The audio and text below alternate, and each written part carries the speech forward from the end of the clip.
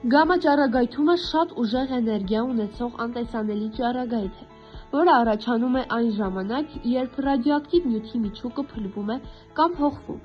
Այն պատկանում է էլեկտրամագնիսական ճառագայթումների խմբին, ինչպես լույսը և ռենտգեն ճառագայթը, բայց շատ ավելի մեծ էներգիա ունի։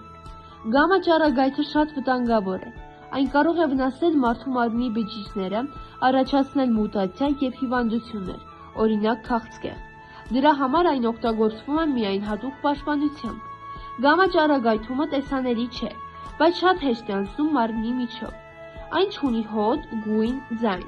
Չենք կարող զգալ, մինչև այն արդեն վնաս չտա։ Այդ պատճառով այն շատ վտանգավոր է և միշտ պետք է չափվի հատուկ սարքերով, դոզիմետրով։ Գամմա ճառագայթումը լայնորեն օգտագործվում է բժշկության մեջ, հատկապես քաղցկեղի բուժման և ախտորոշման նպատակով։ Դրա հիմնական կիրառությունն է ռադիոթերապիան։ Ռադիոթերապիայի ժամանակ բջիջները օգտագործում են գամմա ճառագայթը քաղցկեղի բջիջները ոչնչացնելու համար։ Գամմա ճառագայթը ուղղվում է ուռուցքի վրա, այնպես որ վնասի միայն քաղցկեղով հատվածը։